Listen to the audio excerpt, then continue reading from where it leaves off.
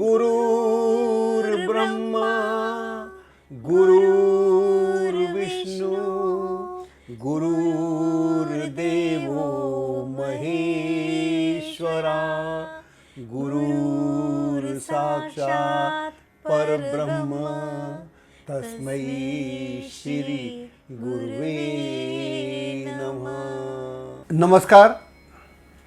हम पिछले कई दिनों से बृहस्पति की बात कर रहे हैं और हमारा विषय है शनि से क्रूर और शनि से दयालु बृहस्पति। इसके हमने बहुत सारे एपिसोड किए और उसमें हमने बृहस्पति के जितने डिफरेंट एंगल्स थे उसकी बात की। उन सबको आपने सराहा, उसका धन्यवाद। और आज से हम बृहस्पति विभिन्न राशियों में कैसा करता है इसकी हम बात करेंगे। तो आज हम पहली राशि की बात कर रहे हैं, वो है मेष। अब हम सिर्फ इतनी बात कर रहे हैं मेष, हम ये नहीं करें कि मेष राशि आपके लग्न में या 12वें स्थान में या 8वें स्थान में। हम सिर्फ मेष में जो बृहस्पति है तो कैसा रिजल्ट आता है, बाकी फिर आप खुद तय करिएगा कि लग्न में है तो क्या होगा और 12वें में है तो क्या होगा। लेकिन जब बृहस्पति मेष से गुजरेगा तो यहाँ पर उसको 30 डिग्री क्रॉस करनी पड़ेंगी, हर जगह करनी पड़ती हैं। और यहाँ जो 30 डिग्री हैं उसमें पहली जो 13.20 डिग्रीज़ हैं वो डिग्री है केतु की, अश्विनी नक्षत्र की। तो अश्विनी नक्षत्र से गुजरेगा। उसके बाद में 13:20 से लेकर 26:40 तक वो भरणी से गुजरेगा। तो हमारा ऐसा मानना है, हमारा अनुभव भी है कि जो वो एक पर्टिकुलर डिग्री पे करेगा वो अगली डिग्री पे नहीं करेगा। नक्षत्र की तो बात ही छोड़ दीजिए, हर नक्षत्र के साथ वो अलग से व्यवहार करेगा। तो इस पर हम चर्चा करेंगे। तो इसमें प्रश्नोत्तर भी रहेंगे। और हम इससे पहले कि नक्षत्रों की बात करें, हमको समझना पड़ेगा कि ये जो आपका एरीज़ है इसमें किस तरह का माहौल है। तो एरीज़ के जो सिंबल्स हैं उनकी बात कर लेते ज़रा सी। तो पहला सिंबल जो एरीज़ का है वो है, इसका जो लॉर्ड है मंगल है। तो मंगल के पास एक बिल्कुल तीर की तरह है, बल्कि ऐसा कि मिसाइल है मंगल। उसका जो सिंबल है मिसाइल का सिंबल है। और यहाँ पर जो दूसरा है वो कार्डिनल साइन है, चलित राशि है, वो फायर एलिमेंट है। और इसका जो चिन्ह है, जो फिजिकल चिन्ह होता है वो रैम है या मेढ़ा है। तो हर किसी के गुण हैं इस राशि में। और फिर बृहस्पति का ट्रांजिट या बृहस्पति की जन्मकालिक स्थिति, इसके हम विभिन्न पहलुओं पर A to Z बात करेंगे। और आज हम 2 नक्षत्र लेंगे, अश्विनी और भरणी। दो नक्षत्र एक एपिसोड में करेंगे और उसके विभिन्न आयामों की बात करेंगे। और हमारे साथ हमेशा की तरह कविता चैतन्य हमारे बीच हैं। और कविता जी, आपका बहुत बहुत स्वागत। नमस्कार सर। नमस्कार सर, अभी आपने जैसे बात की कि मेष राशि अग्नि तत्व राशि है और इसका सिंबल जो है फिजिकल सिंबल मेढ़ा है, इसका तीर का चिन्ह है और इसका स्वामी मंगल है। तो सब तरह से अगर चारों को मिला के देखते तो एक एग्रेशन है हर चीज़ में, एग्रेसिव राशि हो गई है। तो और उसमें फिर बृहस्पति का आगमन, तो इसको हम कैसे लेंगे? देखिए, कोई भी जो राशियाँ हमारी आकाश में हैं जी वो यूनिवर्स की बात करती हैं। जी। तो हमारा यूनिवर्स कैसे शुरू हुआ उसकी बात करती हैं। और उस यूनिवर्स को शुरुआत करने के लिए या उसकी गणना करने के लिए या जीवन का संचालन करने के लिए हमको फोर्स चाहिए। जी। और फोर्स चाहिए जो डायरेक्शन से ना हो, इंट्यूटिव फोर्स चाहिए हमको। जी बिल्कुल। जहाँ आपकी अंतः प्रेरणा से आप चलें। क्योंकि ज़िंदगी में आदमी हर बार लॉजिक से नहीं चलता, वो अपने उससे चलता है कि मैंने क्या कैसे करना है। क्योंकि ऐसा वेद भी बोलता है और ज्योतिष भी बोलता है। या जब भी आप जैसे हमारे यहाँ ऋषियों की बात करते हैं कि उनको ऋचाएँ प्रकट हुई, वेदों की बात करते हैं, या गायत्री प्रकट हुई, इस तरह से जो है, तो पहले इंट्यूटिव विजडम से कोई बात समझ में आती है, फिर लिखी जाती है। जी उससे पहले आप लिख ही नहीं सकते। तो जो मेष है, मेष राशि का जो पूरा स्ट्रक्चर है, और ख़ास तौर से 13 डिग्री वाला, जी वो बिल्कुल, उसमें वो सारे एलिमेंट्स हैं। फायर भी है, उसमें अनप्रेडिक्टेबिलिटी भी है, जी और उसमें फोर्स भी है, और उसमें एक अंधाधुंधपन भी है, और पूरी एनर्जी है। और इस सब के बाद जो इसका मोटिवेशनल पॉइंट है, हर राशि का एक प्रेरणा सूत्र होता है, प्रेरणा स्रोत होता है, वो धर्म है। तो कहीं ना कहीं ये राशि केतु के माध्यम से, अश्विनी के माध्यम से धर्म की स्थापना भी करती है, लेकिन है पूरा एक्शन ओरिएंटेड। सर, मुझे याद आ रहा है एक बार आपके साथ चर्चा हुई थी तो आपने बताया था कि जो ग्रह होते हैं, हम कहते हैं कि मेष राशि में है, वृष राशि में है, पर आपने बताया एक्चुअल में वो राशि में गोचर नहीं करते, वो नक्षत्रों में गोचर करते हैं। ठीक बात है। तो इस समय हम जब बात कर रहे हैं कि 0 डिग्री से 13 डिग्री 20 मिनट तक बृहस्पति मेष राशि में अश्विनी नक्षत्र में गोचर करेंगे, तो हमें नक्षत्र का स्वरूप भी समझना है साथ में, और इसके स्वामी तो केतु है ही है। तो देखिए, है क्या कि राशि का स्वरूप तो ही बताया मैंने आपको कि बिल्कुल फोर्सफुल राशि है। इसका जो तत्व है, वैसे जो हम बात करते हैं सत्व, रजस और तमस, ये हमारा तीन गुणों से हम बने हुए हैं सबके सब। जी हाँ। सत्व पहले आता है, और फिर रजस आता है, फिर तमस आता है। लेकिन ज्योतिष में उल्टा चलता है। पहली 4 राशियां जो हैं वो रजस की हैं, जी मेष से कर्क तक, जी और सिंह से वृश्चिक तक वो जो हैं तमस की हैं, और फिर धनु से मीन तक सत्व सत्व की। तो यहाँ पर रजस, रजस इसलिए इम्पोर्टेंट है, इसलिए रजस राशियाँ यहाँ पर हैं कि रजस मीन्स एक्शन। जी तो एक्शन चाहिए, बिल्कुल। और एक्शन के लिए कौन चाहिए? मंगल से बेहतर कौन सा ग्रह हो सकता है यूनिवर्स के पास? जी बताइए आप। हो तो सकता सेनापति है, वैसे इसको कौन पद कोई मिला नहीं हुआ हो है सकता। सेनापति का। और केतु से ज़्यादा फोर्सफुल ग्रह कौन हो सकता है? बिल्कुल। और राशि चलित है, तो फोर्स में है। तो यहाँ पर ये सारी स्थितियाँ हमको देखने को मिलती हैं। मेष राशि की अब बात कर रहे हैं, तो बृहस्पति मेष राशि में जब प्रवेश करते हैं 0 डिग्री से, तो साथ में उनका एक तो मंगल के साथ इक्वेशन बनता है, फिर उसके साथ वो अश्विनी नक्षत्र में भी आते हैं, तो साथ में केतु का संबंध भी बनता है उनके साथ। तो ये तीनों मिलकर, बृहस्पति, मंगल और केतु आपस में मिलकर किस तरह का एक समीकरण बनाएंगे? राइट, बहुत अच्छा प्रश्न है आपका। देखिए, पहली बात तो हमको समझना पड़ेगी कि बृहस्पति जो है वो गुरु है, हम जानते हैं। जी और गुरुओं का गुरु है, देवताओं का गुरु है। और मंगल जो है उसको हम बोलते हैं ज्योतिष में कमांडर इन चीफ है। जी हाँ। हालांकि मंगल वहाँ आपके इस राशि में हो गुरु के साथ या ना हो, ये आवश्यक नहीं है, लेकिन राशि तो मंगल की है। जी अगर आप प्रधानमंत्री घर में जाए, प्रधानमंत्री ना हो, तो उस घर का असर तो आपको रहेगा ना। आप देखेंगे ना, मैं मंगल वहाँ प्रधानमंत्री घर से आ रहा हूँ, तो इतना कनेक्शन तो रहता ही है। भले वो व्यक्ति ना हो, लेकिन उसका जो एनवायरनमेंट है वो तो उसको मंगल का मिलता है। बिल्कुल। तो मंगल जो है वो है आपका कमांडर इन चीफ। जी और मंगल को जो रूल करता है वो करता है सूर्य, राइट। ग्रह जी में हाँ। सूर्य राजा है, वो उसका कमांडर इन चीफ है। जी जब मंगल को राजा अगर कंट्रोल करेगा तो फिर वो दुर्योधन हो जाएगा, हिटलर हो जाएगा, ओ तालिबान हो जाएगा, बिल्कुल। फिर वो गड़बड़ हो जाएगा। क्योंकि जो राजा जो है वो मंगल को या कमांडर इन चीफ को अपने हिसाब से कंट्रोल करता है, अपने फ़ायदे के लिए करता है। तालिबान में क्या होता है, ये तो जी है। हाँ। जो वहाँ के कमांडर्स हैं उनको कंट्रोल कौन कर रहा है? वहाँ का राजा वर्तमान में। जी या पाकिस्तान में क्या हो रहा है, या और कंट्रीज में, यूएई में क्या हो रहा है, ऐसी बहुत सारी कंट्रीज हैं जिसमें आज भी हो रहा है। आज भी ये हो रहा है कि जब आपको राजा कंट्रोल करेगा मंगल को, कमांडर इन चीफ को, और गुरु को काट दिया अपने बीचों से, मान लीजिए, जी हाँ। तो फिर वहाँ पर यही होगा। फिर वहाँ पर पहले तो वो औरों पे अटैक करेगा, औरों को छोड़ेगा तो अपनी पब्लिक के साथ अटैक करेगा, तो पब्लिक के लिए घातक हो जाएगा। तो जितने भी ये जो आपका दुर्योधन की बात करते हैं वो हो गया था, रावण जो था जी, जी। वो हो गया था।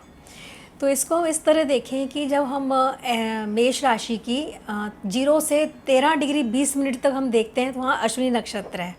पहले हमने अश्विनी नक्षत्र और मेष राशि को लिया, अब गुरु वहाँ प्रवेश कर रहे हैं जी, तो वो उनका एक कारकत्व में कुछ चेंज आ जाएगा, उनके नेचर में चेंज आएगा। एकदम चेंज आएगा, क्योंकि वहाँ पर जो मंगल है, पहले उसको मंगल की राशि से मिलना है जी। मंगल के सारे गुण आप जानते हैं। फिर वो केतु से मिल रहा है, जी वो केतु से 13 डिग्री 13.20 तक वो जी केतु के साथ है।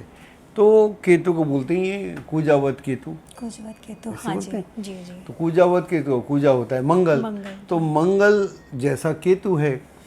और यहाँ पर दोनों तो एक हो गए, जी हाँ मंगल की राशि हो गई, केतु हो गया, लेकिन यहाँ गुरु है। और ऐसा भी बोलते हैं जो गुरु जो है उससे केतु का बड़ा तारतम्य है, आध्यात्मिक तारतम्य है। तो यहाँ पर हर तरह की बात हुई। तो इस अगर हम नक्षत्र की बात करें, केतु की बात करें या अश्विनी की बात करें, तो अश्विनी जो है उसका जो तत्व हैं जिसकी हम बात करते हैं, एलिमेंट्स की बात करते हैं। जी हाँ जैसे तत्व जो हैं वो होते 3 होते हैं, जी हाँ है ना। उसका सत्व होता है, रजस होता है, तमस होता है। जी तो ये जो राशि है कि केतु वाली पहली, तो इसका जो पूरे केतु का जो अश्विनी नक्षत्र है उसकी जो राशि है वो है रजस। तो जी हाँ। तीनों स्तर पर, टर्सरी लेवल पर अगर हम इसको देखें तो पहले पे रजस, दूसरे पे रजस, तीसरे पे रजस, यानी यहाँ पर तमस भी नहीं है जी हाँ और यहाँ पर सत्व भी सत्व नहीं भी है। नहीं है तो बिल्कुल। यहाँ पर पूरा एक्शन है, फोर्स है। बिल्कुल, और केतु का नक्षत्र है, केतु के नक्षत्र में तो मंगल को जो चाहिए एक्शन, अगर इस ब्रह्मांड की शुरुआत कभी हुई होगी या विस्फोट हुआ होगा तो फोर्स जो आया होगा उसका फोर्स के लिए ऐसी एनर्जी हमको चाहिए। जी हाँ ऐसा भी बोलते हैं, मैंने कहीं पढ़ा था कि जब इस ब्रह्मांड की शुरू हुआ था तो जितने भी ग्रह वो मेष राशि में थे, शनि भी, गुरु भी, मंगल भी, तो वहाँ से ब्रह्मांड की शुरुआत हुई। जब हम जी बिग बैंग की बात करते हैं जी तो जी ज्योतिष में हम उसको देखते हैं, वहाँ से राशियाँ बिखरती गई, अपने अपने साइन में चलती गई, तो उनके अलग अलग असर आए। तो जो पहले का जो है तो वो फोर्स हमको चाहिए। बिल्कुल। अब यहाँ पर जो केतु जो है उसके 3 लेवल हैं, एलिमेंट के 3 स्तर पर, सत्व, रजस और तमस। ये सिर्फ रजस है, इसके बाद कुछ नहीं है। लेकिन जो इसका मोटिवेशनल फोर्स है, जो प्रेरणा स्रोत है इसका, वो धर्म है। तो बेसिकली यहाँ पर धर्म इस्टेब्लिश करना चाहता है। सर अभी हमने मेष राशि और अश्विनी नक्षत्र की बात कर रहे हैं और उसमें बात कर रहे हैं कि जुपिटर प्रवेश कर रहे हैं मेष राशि में। तो 0 डिग्री से 6 डिग्री तक ग्रह बालावस्था में माना जाता है और 0 डिग्री से 3 डिग्री 20 मिनट तक जो जिस नक्षत्र में, अश्विनी नक्षत्र के पहले चरण में रहेंगे, तो यहाँ नमाश में भी वो मेष राशि में रहेंगे, तो यहाँ फिर वर्गोत्तम भी हो जाते हैं। तो इसको कैसे उसमें लिया जाए प्रेडिक्शन में कि अब इसको हम बालावस्था में माने या इनको वर्गोत्तम माने, तो किस तरह का फल देंगे?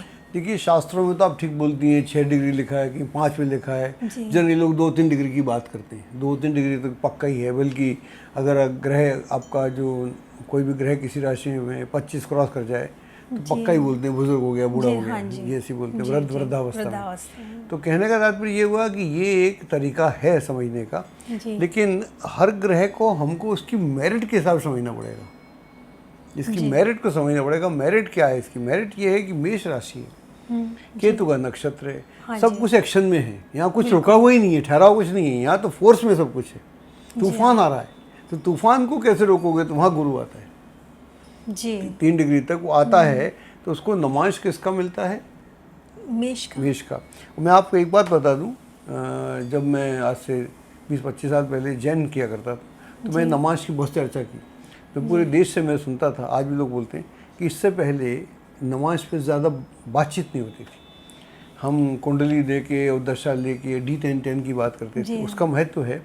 लेकिन अगर आप किसी का नमाज जानते हैं, किसी ग्रह का, तो मैं समझता हूँ सारे ही आपके जो जितने भी षोडश वर्ग का है वो सारे आपको क्लैरिटी से आ जाते हैं कि जब हम एक किसी भी चीज़ का 9वां भाग तक जान गए और हमें कुछ जानने की ज़रूरत नहीं। तो एनीवे, तो यहाँ पर मेष ही नमंश, ऐसा आपने बोला, तो मतलब क्या हुआ कि मान लीजिए किसी का 2 डिग्री पर है या 1 डिग्री पर है, 3 डिग्री पर है, तो उसको क्या मिल रहा है?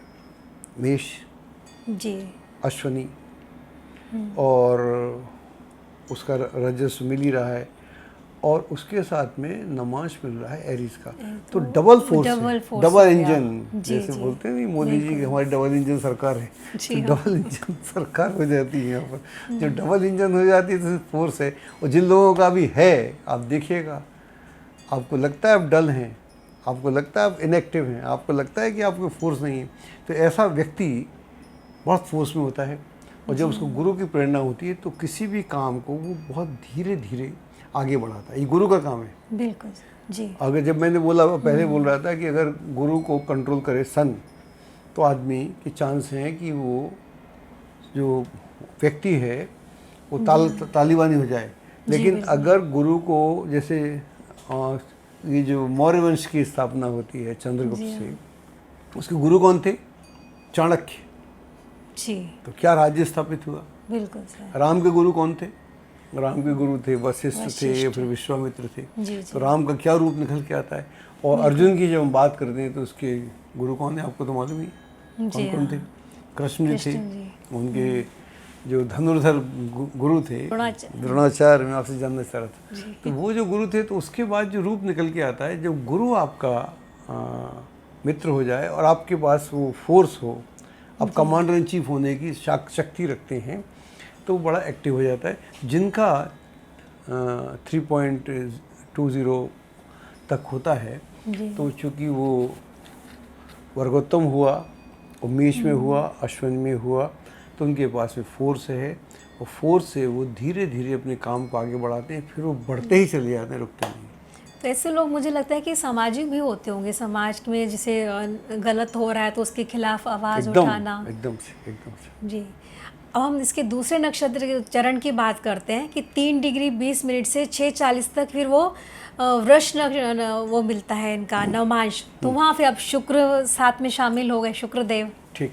तो यहाँ तो पूरी का एक अलग ही वो जो इक्वेशन एकदम बदल जाएगा जब वो 3:20 से लेकर और 6:40 तक रहेगा। जी हाँ। शुक्र के साथ, तो यहाँ पर आदमी फोर्स तो बढ़ जाएगा, फोर्स तो बहुत होगा, और वो बहुत कुछ करना चाहेगा, लेकिन उसका हित पहले स्वयं का होगा, अपने लोगों का हित होगा, उसके बाद औरों का हित होगा। क्योंकि वो जो धर्म भी करेगा, धर्म से पहले कमाना पसंद करेगा। वो इसमें बिलीव नहीं करेगा कि मैं धार्मिक हो जाऊं या दूसरे की मदद कर दूं। उसके पास एक्स्ट्रा है तो आपको देगा, एक्स्ट्रा नहीं है तो आपको बिल्कुल नहीं देगा। और ऐसे व्यक्ति अधिकतर योग और भोग दोनों में बिलीव करते हैं। मतलब वो अगर धर्म की बात करेंगे तो कहीं ना कहीं उसमें विलासता भी शामिल होगी। विलासता, पूरी विलासता के साथ चलेंगे, और मंगल का फोर्स रहेगा, तो वो इनडिसाइसिव हो जाएंगे कई बार, और वहाँ गलती भी कर सकते हैं। तो यहाँ जो हम अध्यात्म की बात कर रहे हैं कि बृहस्पति केतु के साथ हैं, तो अध्यात्म की बात करते हैं, यहाँ शुक्र साथ में शामिल हो गए, तो क्या यहाँ पे कुछ वो भी रहेगा क्या, दिखावा की प्रवृत्ति या इस तरह से भी रह सकता है? आप बिल्कुल ठीक बोल रही है, लेकिन हम जब बात करते हैं ना अध्यात्म की, अध्यात्म तब तक नहीं हो सकता जब तक हमने इस दुनिया को समझा ना हो। जी। इस दुनिया में क्या है, जैसे आप बहुत सारे काम उम्र से होते हैं। आप मान लो हमने 4 जो आश्रम बनाए थे, जी हाँ। एक से लेके 25 तक या 25 से 50 तक, तो उसमें एक जो है उसमें अलग तरह की एनर्जी आपके साथ है, अलग तरह का एनवायरनमेंट है। दूसरा है आपका अनदर है, तीसरा अनदर है। तो कहने का मतलब क्या हुआ कि एक बॉडी की नीड भी है, एक समाज की नीड भी है, और एक आदमी की जिम्मेदारी भी है। हर आदमी की जिम्मेदारी है वो प्रजनन करे, हर आदमी की जिम्मेदारी है, क्योंकि अगर वो ऐसा इसको बंद कर देगा तो फिर इस दुनिया कैसे चलेगी। जैसे हर पक्षी का या जानवर का एक दायित्व है, उनको नेचर ने ऐसा किया हुआ, तो वो दायित्व तो आदमी के ऊपर भी है, स्त्री के ऊपर भी है, तो उसको निभाना भी तो कार्य है ना। तो उसके लिए तो यहाँ पर भोग भी उतना ही इम्पोर्टेंट होगा जितना योग या अध्यात्म, बल्कि यहाँ आदमी धार्मिक होगा, आध्यात्मिक नहीं होगा।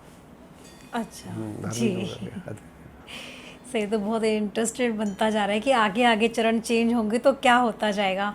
अब 6:40 से 10 डिग्री तक उनका तीसरा नवमांश आएगा, तो तीसरा नवमांश होता है बुध का। तो अब बुध जी ऐड हो गए साथ में। बुध ऐड हो गया जब वहाँ पर, तो यहाँ पर 3 चीज़ें मिली। जी हाँ। मंगल है ही यहाँ पर, केतु है, और केतु है ही, उसकी हम बात कर रहे हैं, या बृहस्पति है। हाँ जी। तो उसके साथ में बुध है। तो आदमी जो अपनी योग्यता है और यहाँ किसी भी एंगल से वो अब ग्रह बाल अवस्था में नहीं है, जी हाँ, वो युवा होने की तैयारी में। युवावस्था में। तो जब युवा होने की तैयारी में है तो वहाँ पर जो भी जिसका भी व्यक्ति का होगा तो वो उसकी जो बुद्धि है वो अपने ग्रोथ में चलेगी, वो अपने को आगे बढ़ाना चाहेगा, फिर वो औरों की मदद करना चाहेगा। तो वो ऐसा व्यक्ति डिग्री ले सकता है, इंजीनियर हो सकता है, डॉक्टर हो सकता है, डिपेंडिंग ऑन द सिचुएशन, और कोई देश विदेश का काम कर सकता है, व्यापारी हो सकता है, कॉरपोरेट में जा सकता है।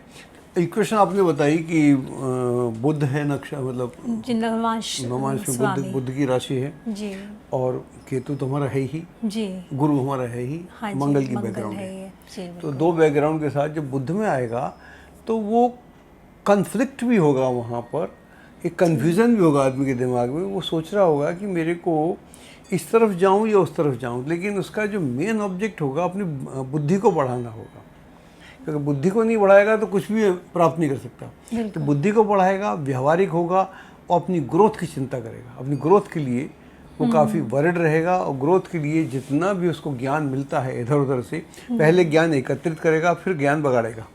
थोड़ा स्वार्थी भी हो सकता है एकदम तो ज्ञान आपसे ज्ञान लेके आप ही को ज्ञान दे देगा, तो ऐसा भी होगा। लेकिन यहाँ पर वो उसके रूप बदलते जा रहे हैं। पूरे नक्षत्र में गुरु अच्छा है, मेष के साथ गुरु अच्छा है, केतु के साथ बहुत अच्छा है, लेकिन हर जगह उसका रूप बदलता जा रहा है। बिल्कुल। इसका मतलब तो ये है कि नवमांश डिसाइड करता है कि जो D1 में जो प्रेजेंट उसकी पोजीशन है ग्रहों की, वो किस तरह उसको फल देने वाली है।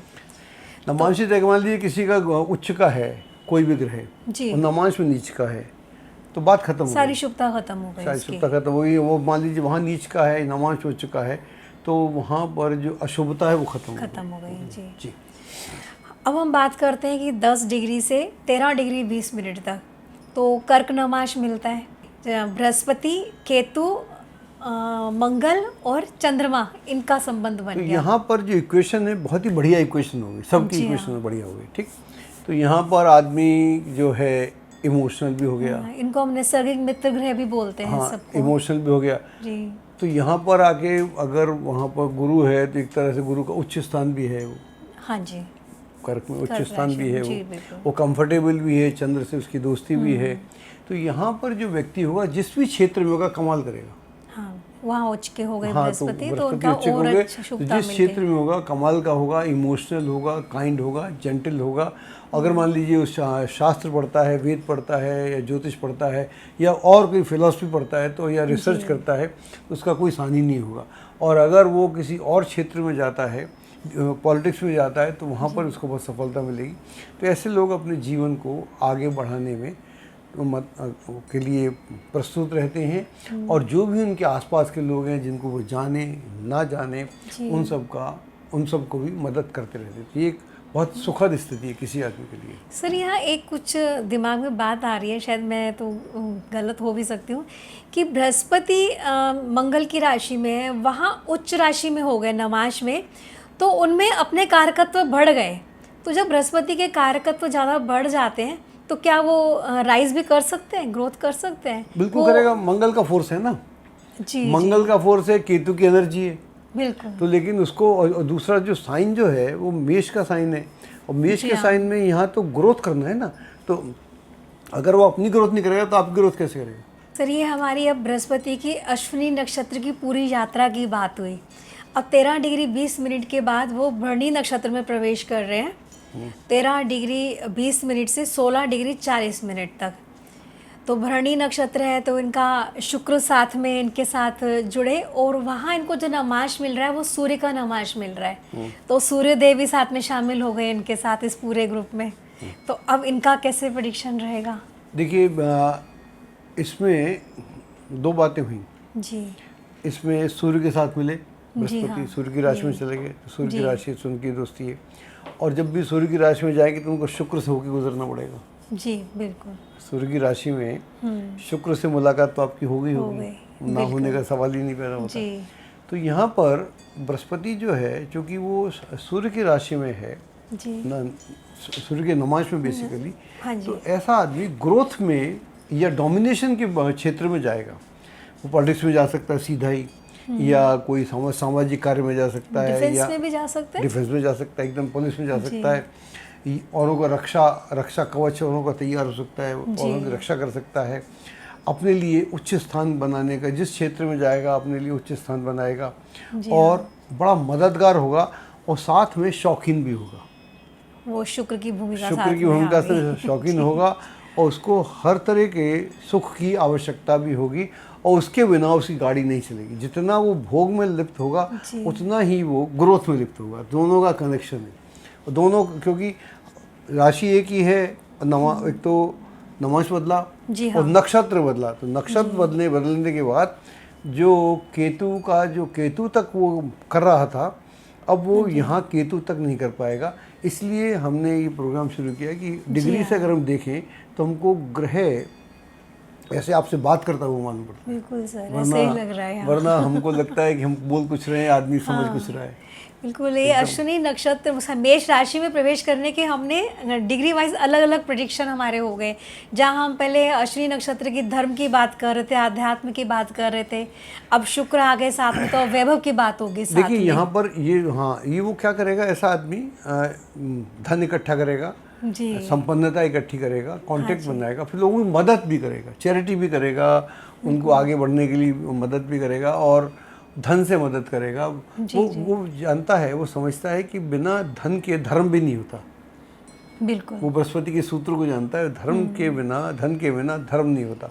जिस आदमी का धन छीन लेते हैं आप, हमने किसी प्रोग्राम में बोला था पहले, उसका धर्म भी छीन लेते हैं। जी। सर, हमने पिछले एपिसोड में एक बार चार्वाक की बात की थी, कहीं ये चार्वाक का सूत्र तो नहीं आ रहा साथ में?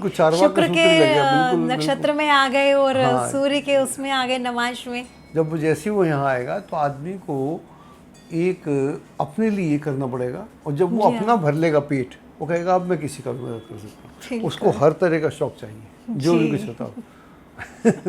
तो यहाँ वो देवता होगा, इसकी बिल्कुल कल्पना नहीं की जा सकती। लेकिन वो उसकी इमेज देवता की होगी, उसकी इमेज में कभी कभी गलती नहीं होगी। इमेज में कोई ऐसा नहीं बोलेगा कि गलत आदमी, कहेंगे धार्मिक आदमी।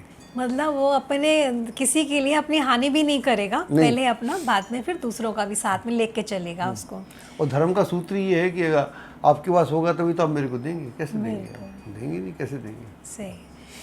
अब हम बात करते हैं 16 डिग्री 40 मिनट से 20 डिग्री तक की। जी। तो यहाँ बृहस्पति जो आ गए उसके कन्या नमांश में, तो इसके स्वामी फिर बुध हैं। पहले भी हमने मिथुन की बात की तो भी बुध थे, अब कन्या की बात करें तो भी बुध है। पर यहाँ पे एक चीज़ जो दिख रही है कि ये मेष राशि और कन्या राशि, ये षडाष्टक भी बन रहे हैं। नमांश D1 में, मतलब लगन कुंडली में मेष राशि में है, और नमांश कुंडली में कन्या राशि में है, तो ये षडाष्टक योग भी बन रहा है। तो क्या साथ इस कॉम्बिनेशन में हम इस चीज़ को भी लेंगे क्या? ऐसा मैंने सोचा नहीं था, षडाष्टक बन रहा है, आपने सोचा, बहुत अच्छी बात है। चलिए, अब सोचा तो मैं बताता हूँ। जैसे वो मिथुन में था, तो मिथुन में उसके साथ में केतु जुड़ा हुआ था, नक्षत्र केतु का था। और यहाँ पर केतु नहीं है, शुक्र है, तो वहाँ उसका प्रिय नक्षत्र है जी। तो यहाँ पर 3 फोर्स मिल गए, 2 नहीं मिले, 3 मिल गए। मंगल मिला, हाँ जी, शुक्र मिला और बुध मिला। बुध मिले, हाँ जी। मंगल को दोनों घुमा देते हैं आराम से, शुक्र घुमा ही देगा जी, और बुध फिर मंत्रणा कौन करेगा? दिमाग में सब बातें कहाँ आएंगी, तो बृहस्पति पीछे हट जाएगा, बृहस्पति का रोल पीछे का आ जाएगा, वो वहाँ पर एक्टिव रोल में नहीं रह पाएगा, और एक कन्फ्लिक्ट हो गया ऐसे आदमी के दिमाग में, मैं ये करूँ कि वो करूँ, वो दोनों कर जाएगा। वो अच्छा करेगा तो इतना अच्छा करेगा पूछो मत, और गड़बड़ करेगा तो खुद ही फंसता हुआ कि मालूम पड़ेगा, तो दोनों ही बातें करेगा। इसका मतलब है कि जब बुध नमांश में आए थे तो बुध को केतु कंट्रोल कर रहा था। अब यहाँ पे शुक्र साथ में जुड़ गए, तो वो उसको बढ़ा रहे, उसके कार्य को बढ़ा रहे। और कई बार बृहस्पति यहाँ अकेला महसूस करेगा, उससे लगेगा मैं अकेला हो गया और ये दोनों गुंडे मिल गए। ऐसा मान के चलते। सर, इतना थ्योरी तो पढ़ी है, जैसे कि इस नमाज में गए, ये हुआ वो हुआ, पर इसको प्रोजेक्शन में कैसे लिया जाए, ये सब आज समझ में आ रहा है इसको, और सब लोग भी समझ रहे होंगे इसका। अब हम बात कर रहे हैं कि 20 डिग्री से 23 डिग्री 20 मिनट तक, तो अब नमाज फिर शुक्र का मिल रहा है। ये तो और ही ज़्यादा गहरी बात हो गई। देखिए साहब, यहाँ पर इक्वेशन बदल गया, बिल्कुल ही वो जी। पहले वाले में बदल गया। यहाँ पर शुक्र शुक्र राशि में, हाँ नवांश जी में शुक्र, जी और तुला वहाँ भी शुक्र और शुक्र के नवांश में ही, जी हाँ। और यहाँ पर मंगल मंगल और यहाँ पर गुरु। लेकिन ये जो नवांश है ये पुष्कर नवांश है। जी सर, बिल्कुल। तो ये पुष्कर नवांश है, और पुष्कर नवांश के लोग बहुत स्मार्ट होते हैं। जिनका जी। पुष्कर नवांश होता है वो बहुत स्मार्ट होते हैं। वो सारे को कृत्य करते हैं, लेकिन ये अच्छा। कृत्य मालूम पड़ते हैं। सर मैंने तो समझा था पुष्कर नवांश में आ गए, जो मैं अब पहले सोच रही थी। हाँ, तो वो तो पुष्कर बिल्कुल। नवांश में क्या होता है, उसका बुरा भी अच्छा लगता है लोगों को। ओह जी अगर बुरा कर रहा है, वो लगता है कि यार ये भी तो तरीका है ना। अगर मान लीजिए आपने पैसा कमाने में गड़बड़ की तो की जी साहब, हाँ। लेकिन आपने पैसा बांट दिया जी हाँ, तो वैसे डॉकैट्स नहीं हो जाते।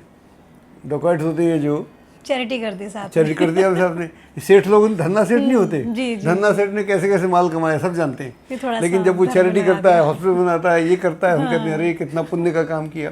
नाम तो लिखा पुष्कर जाता है। नवांश में आकर सारी स्थितियाँ बदल जाती हैं, और वो आदमी गलत होकर भी पुण्य आत्मा कहलाता है। सर तो पुष्कर नवांश की अलग ही डेफिनेशन मिली। जी।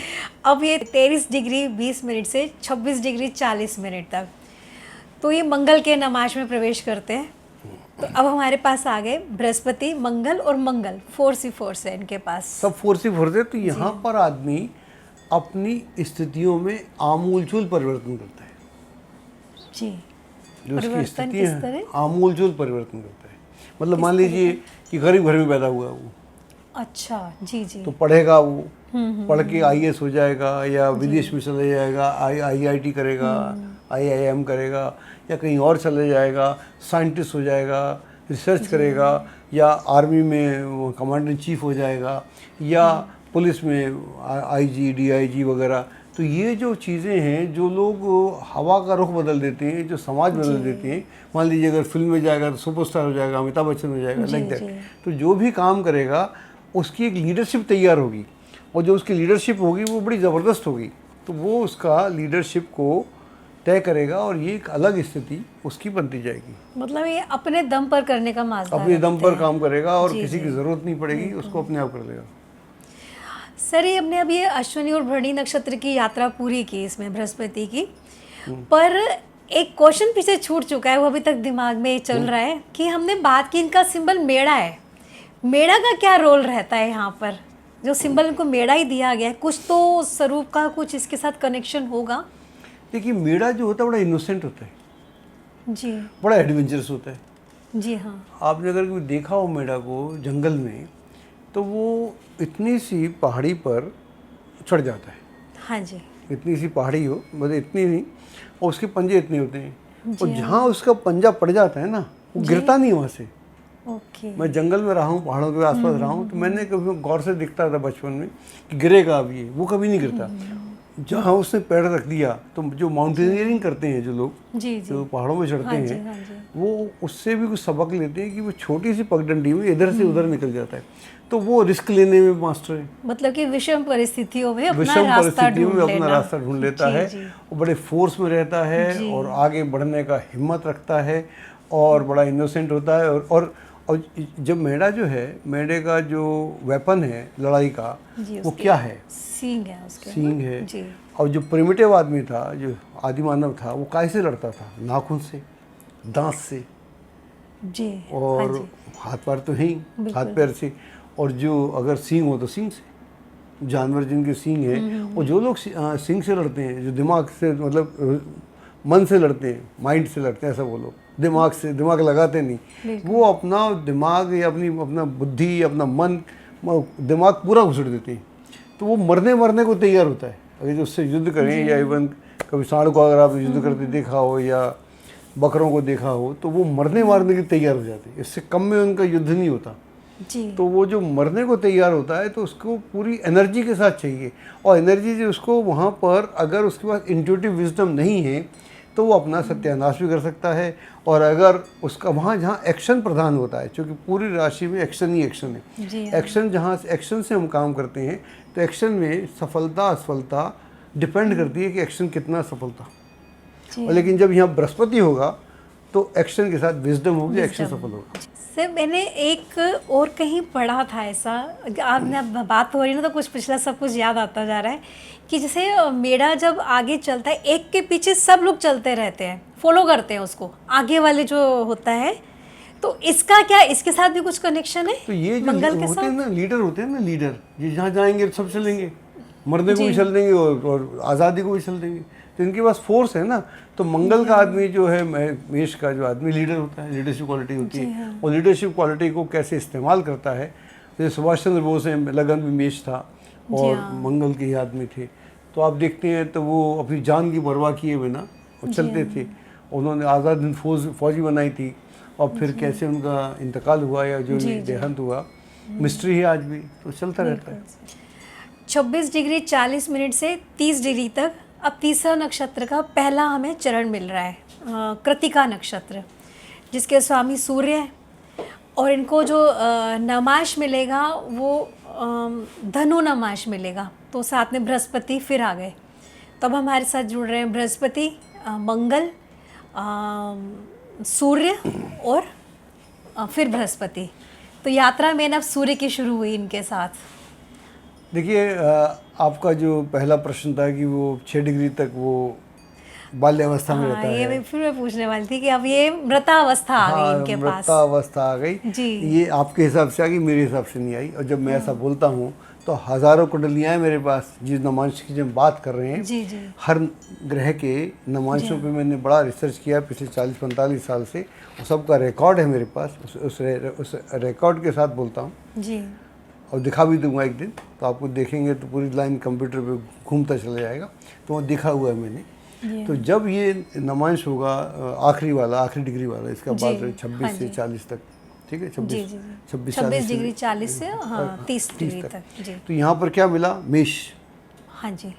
मेष के साथ क्या मिला, अश्विनी, सॉरी कृतिका कृतिका मिला, जी। और जुपिटर मिला, हाँ जी। और मंगल मिला। तो यहाँ पर पूरा फोर्स है, पूरी एनर्जी है, और ये नमाज भी पुष्कर में जाता है। ठीक है, ठीक है, हाँ जी। जाता है जी तो ये नमाशी पुष्कर में जाता है। लेकिन जो पहला जाता था वहाँ पर आदमी व्यक्तिगत था, यहाँ पर आदमी समाज के लिए है, परिवार के लिए है, औरों के लिए है। ऐसा आदमी अगर सन्यासी हो जाएगा तो मुक्ति के मार्ग पर जाएगा, और बिजनेस में जाएगा तो ऐसा बिजनेस इस्टेब्लिश करेगा ताकि सबका मदद करके अपनी मुक्ति प्राप्त करे। उसका उद्देश्य मुक्ति होगा, लेकिन वो पूरा व्यवहारिक होकर बुद्धि के साथ, युक्ति के साथ, सपोर्ट के साथ। ऐसा आदमी जो अपना पावर है, जो पहले बोल रहा था, अगर मंगल के साथ में सूर्य है तो आदमी डोमिनेटिंग हो जाएगा। लेकिन चूंकि यहाँ गुरु भी हैं, डोमिनेटिंग नहीं होगा। वो जो डोमिनेट होगा उतना डोमिनेट होगा जितना उसको होना चाहिए। मान लीजिए दंड देना है किसी को, दंड देगा, लेकिन उस दंड में हिंसा नहीं होगी, उसके दंड में नफरत नहीं होगी, उसके दंड में अपना लाभ नहीं होगा, बल्कि उसका लाभ होगा। जैसे गुरु कभी मार देता है आपको, गाली दे देता है, डांट देता है, हाँ तो गुरु आपका बुरा नहीं चाहता, तो आपका अच्छा चाहेगा। वो जो बाल्यावस्था और वृद्धावस्था है वो ज़िंदगी में तो नहीं देखा, ये लिखा ज़रूर जाता है, और उस पर मैं कोई डिबेट नहीं करना चाहता। वो अपने आप में सत्य होगा, लेकिन अनुभव में नहीं आया। अगर आपके अनुभव में हो तो बताइएगा। नहीं सर, वो तो अब सब कुछ चेंज ही हो गया ना। हम लोग तो खाली अवस्थाएं देख रहे हैं कि जो 0 डिग्री है तो हम प्राइमरी वो अवस्था देख रहे हैं इसकी। पर बात वही कि नमाश में अगर पुष्कर नमाश में चला गया, जैसे तुला में चले गए या धनु में चले गए, तो सारा प्रेडिक्शन ही चेंज हो गया इसमें तो। ठीक बात है। और जी तो किसी भी ग्रह को जानने के लिए उसको बहुत उसका अध्ययन करने के लिए जी उसके जो जितने पहलू हैं उन सबको जानना होता है। बहुत जरूरी और अगर आप इतना नहीं जानते हैं तो मेरे को लगता है फिर कुंडली देख तो सब लेते हैं, बिल्कुल लेकिन सर। उसके मर्म को नहीं जान जी सकते। जी बिल्कुल। तो आज हमने इस राशि की बात की, अगली बार जब आप आएंगी तो अगली राशि की बात करेंगे, और इस तरह से हम बृहस्पति के एक नए स्वरूप को, और कैसे कैसे बृहस्पति काम करता है डिफरेंट नक्षत्रों में, राशियों में, उनके स्वरूप क्या हैं, इसकी हम बात करेंगे। और कविता जी अगली बार फिर हम आपको बुलाएंगे, प्लीज़ आइएगा। आपका धन्यवाद, thank you very much. Astrology की सटीक जानकारी के लिए विश्वविख्यात एस्ट्रोलॉजर अजय भांबी के YouTube चैनल ABC चैनल को सब्सक्राइब, लाइक और शेयर करें। लेटेस्ट अपडेट के लिए बेल के बटन पर जरूर क्लिक करें।